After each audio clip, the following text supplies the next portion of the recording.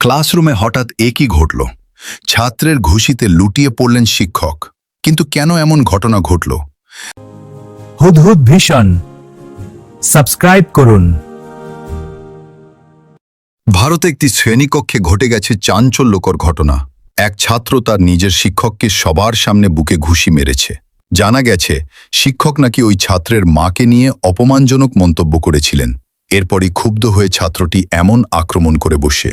ঘটনার ভিডিও সামাজিক মাধ্যমে ছড়িয়ে পড়ার পর শুরু হয়েছে তীব্র আলোচনা।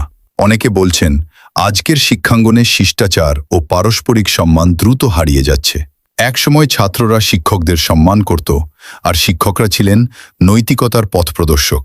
কিন্তু এখন প্রশ্ন উঠছে, শিক্ষক ও ছাত্র দুপক্ষেরই কি মূল্যবোধের অবক্ষয় হচ্ছে?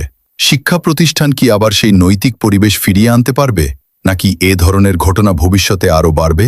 এমন আরও সংবাদ পেতে হুদহুদ ভিশন চ্যানেলটি সাবস্ক্রাইব করুন।